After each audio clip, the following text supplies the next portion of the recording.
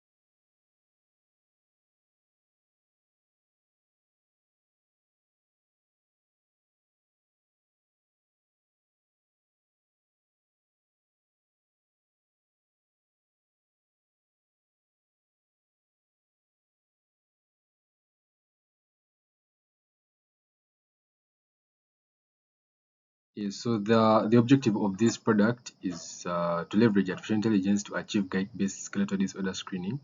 The core problem is to mitigate against delayed or misdiagnosis of musculoskeletal disorders in resource-limited areas experienced by majorly the elderly population, the manual workers, and even children.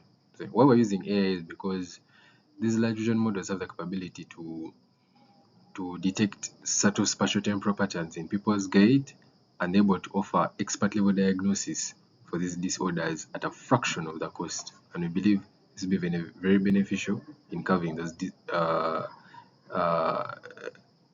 Yes, so these are the users, stakeholders, and ecosystem of the Gait-Analysis AI. Of course, the primary users, as already mentioned, are orthopedic professions, pediatricians for the children, and then also fitness coaches to diagnose their clients and patients. Then the secondary stakeholders are these NGOs and also ministry bodies like Ministry of Health, Ministry of Gender, and also the Neurological Department of Uganda. Then the ecosystem, of course, the datasets. Most of our datasets come from the OpenSys Guide datasets like MedLab, GovD, OpenGuide.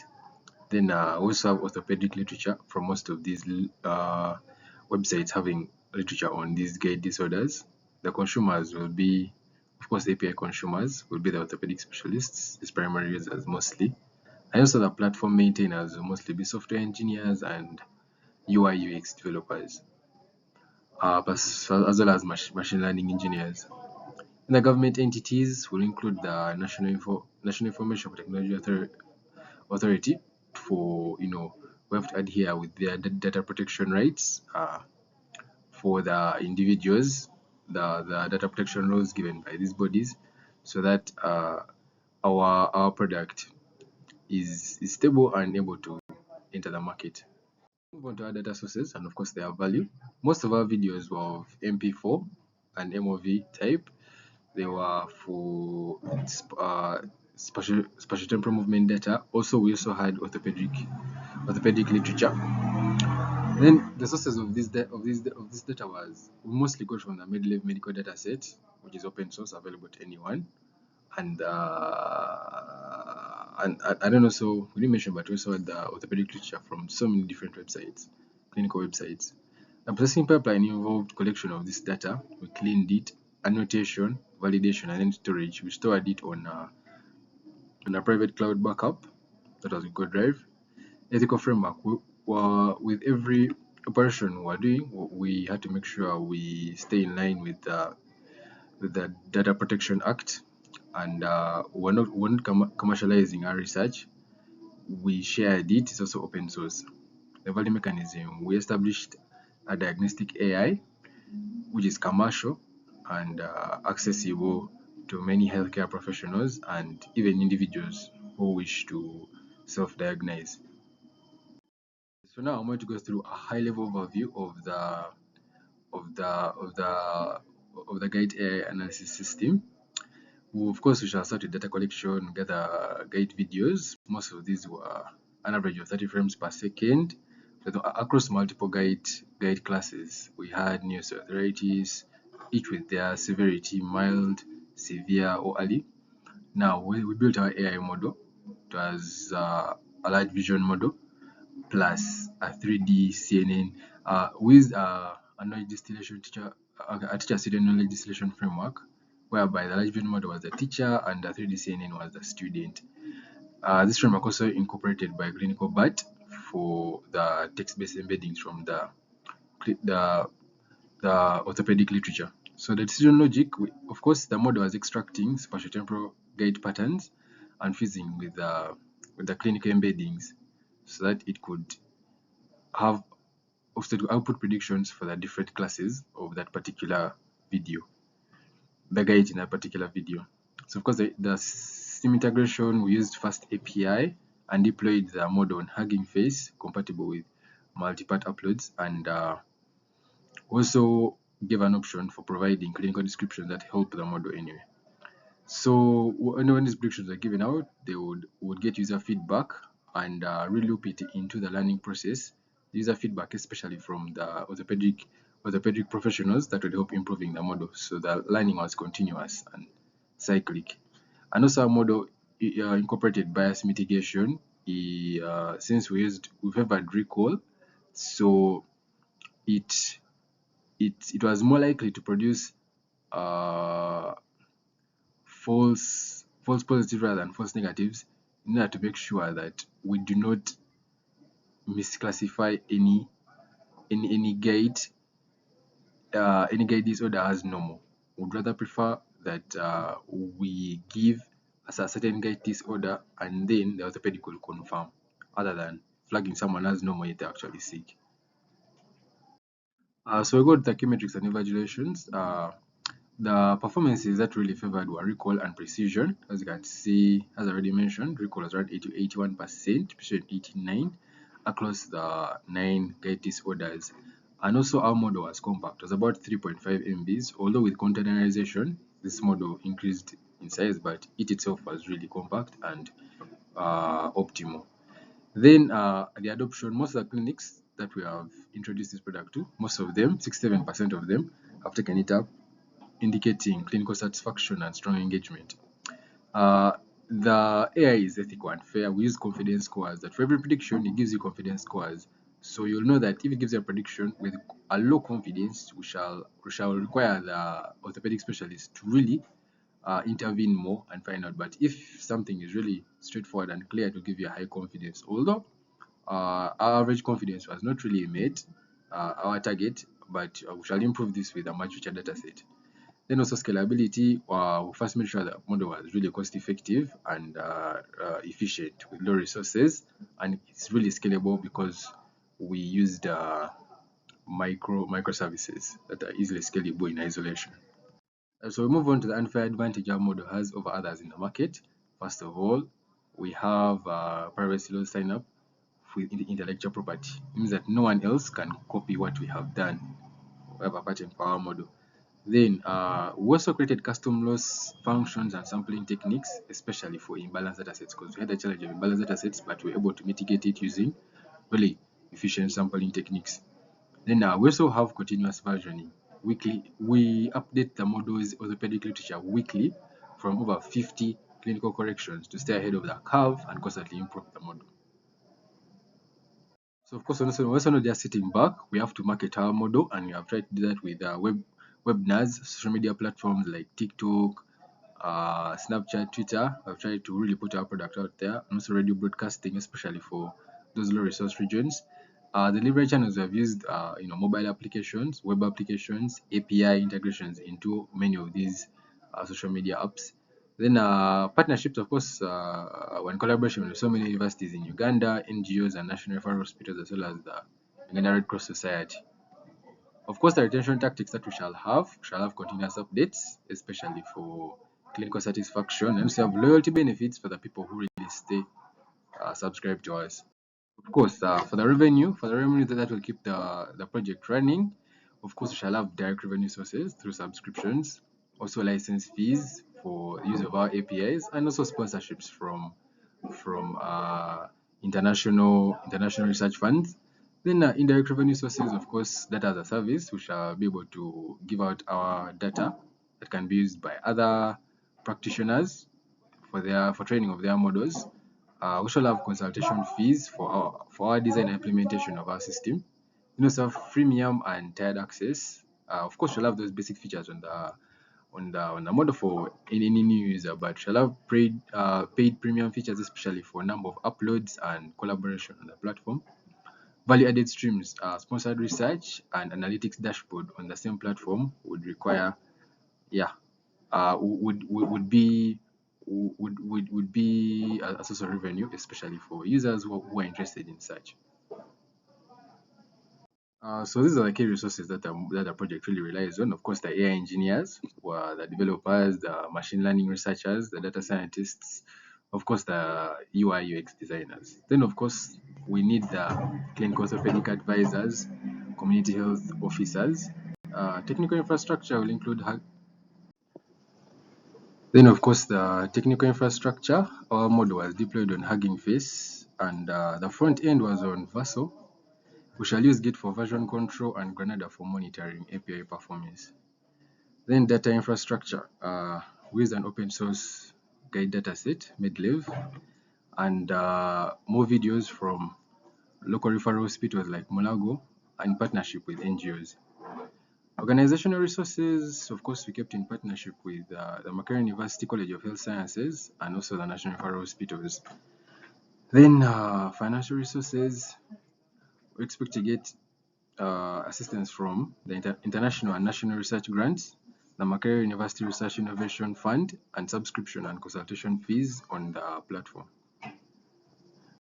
So these are the key activities involved in the project development. Of course, shall have the model lifecycle activities. A high-level overview would be we collect data and clinical orthopedic literature, have a knowledge distillation model, train and test the model, and continuously train it with feedback from orthopedic specialists and keep it accurate and reliable for real-world use. Product development activities, of course, our teams of software engineers and machine learning experts build secure APIs and systems to work seamlessly, containerized in most of these containerizing platforms like Docker. Then operational activities, we have to keep the guide lab running 24/7. We monitor the APIs with Granada for API health and detect maybe model drift or overwhelming very quickly so that we maintain strong data pipelines. Governance and compliance, we hold regular audits. Most of these audits are actually independent to ensure that we have full compliance with medical and data protection laws to maintain transparency and trust. Customer focused activities, we support clinicians through training, also individuals who would prefer self diagnosis. We have outreach programs to them and also use feedback from the customers to guide product development because it's a cycle, and we use this feedback loop to keep on improving the model. Then of course our key partners are the developers of Hugging Face, making it open source because it's where we sort to use for storage and our model hosting. and serving our APIs. Then, of course, we shall have front-end platforms like Verso Fast API for serving Gait inference endpoints accessible to all our users remotely. Also, shall have research labs that really helped during the development process, such as Makerre's AI lab. Then our data partners were, this included the Makerere University Health Sciences, Bayero University Science of Technology, and the local referral hospitals like Mulago that provided local gate data that really used to fine tune our model. And of course, we also used open gate data sets for diverse high quality data so that our model could pick up on all these spatial temporal patterns for gait motion in a wide space. Then ethical oversight, of course, the Ministry of Science and Technology and Innovation helped provide audits to make sure that our project kept in line with the data protection laws so that it's fit for the Ugandan market. Then our distribution partners, of course, shall partner with MTN and Airtel Uganda, as well as radio stations, so that we can easily broadcast and create awareness for this Gait-Analysis platform. We had strategic collaborations with UNDP, Innovation Fund, Google Startups Africa, and Health Tech Africa for exposure and funding. So this is the cost structure we expect for the model. These figures have been inflated just to cater for scaling purposes. Data costs we're expecting around 2.5 to 4.8 million for capturing data from a plethora of subjects, especially locally here in Uganda. We need about 100 to 200 or even 400 for scaling. Then computer and infrastructure, we're looking at purchasing premium access to so many GPUs and TPUs to increase training time, actually to reduce training time and increase training speed. Then the human costs for the different machine learning engineers, cloud engineers, and UI UX developers. We're expecting around 7.9 million to 14.3 million. This will be annual cost on those. Then of course we shall have compliance legal costs. We have to pay for consultations and IP documentations for our data protection and intellectual property. Then marketing distribution for creating awareness and distributing our product, roughly around 2.2 million for community outreach and advertisations and use of already established social media platforms. Maintenance and scaling costs in case of any issue, as well as cloud scaling, we're looking at around 16 to 3.2 million for continuous training and cloud scaling. On to the very important part of governance and ethics compliance. The model is built as the oversight of the Ghana National Council for Science and Technology for research involving human participants, especially health. Fairness, we shall always keep auditing our model, testing statistical biases and apply bias corrections, continuously reweighting and post-processing, especially with the feedback loops we shall get. Transparency in our mechanisms, we shall always document our data sets, the composition, the procedures, and everything to keep transparency and public trust. Explainability tools, the model training is done with PyTorch and Captum. All these are open source for the CNNs and GNNs. We also have a user-friendly interface that anyone really can use and get the maximum benefit from the platform. Then legal frameworks, of course, we shall adhere to the Data Protection and Privacy Act of Uganda that regulates biometric and video data handling. We shall keep all subjects anonymous and cover their faces. Then accountability, of course, shall have humans in the loop review, whereby orthopedics, trusted and professional orthopedics are the ones to validate and override AI-generated risk scores before final diagnosis are made. This is just a tool that helps them. It does not replace the orthopedic specialists because they are still very important in the feedback loop. Of course, I keep on building for the future, so we shall have to make sure that our project is scalable and sustainable. We use the scalable architecture or modular microservices that each feature is developed independently and it is self-contained. So we can allow for independent scaling for each feature, fault isolation during improvement. In case one feature fails, others are untampered with, and of course, these microservices are all self-contained. Then continuous learning and governance. We have created automated, let me say, they're now called machine learning operations, MLOps, pipelines for including the feedback loop, the ML train, the machine learning model training, the metrics tracking at every stage to make sure that the model stays accurate. Well, it has to stay within our target bound. Then, of course, localization and accessibility. This model has been adapted for gait patterns in among African populations, and of course, we have that offline use, and it's compatible with low-end devices. And it has a really beginner-friendly interface, especially for those who are interested in self-diagnosis for early detection. The financial environment sustainability, of course, the AI models have been quantized and pruned for the efficiency on low-end resources. They use batch processing, whereby videos are sent into videos are given to the model. Then we shall first use OpenCV to turn them into frames. Then from these frames shall pick batches so that we can really maximize the resource utilization. Then resilience and continuous improvement. Of course, all our model versions shall keep on versioning and improving, as well as the guide datasets that we use are all stored on a private cloud backup, that is Google Drive, so that it can easily be removed. It can easily be retrieved remotely, and it's available 24/7. We believe that our platform is reliable. Of course, this work is ours and ours alone. We have patent protection, copyright protection, especially for all our UI and UX elements that we created ourselves, trademark protection for our brand name, the Gait-Analysis AI system, and our trade secrets. We prioritize patient's information, and thus we have non-disclosure agreements with every team member to ensure that the patient's information is not disclosed without their authorization or for any publication or exploitation. We have in the center, of course, we have core innovation. This is surrounded with patent, copyright, trade secrets, and all these. So these are the contributors: Otai Joseph as a cloud engineer, Abrik Emmanuel as a machine learning engineer, and Agaba Dorik as our system architect.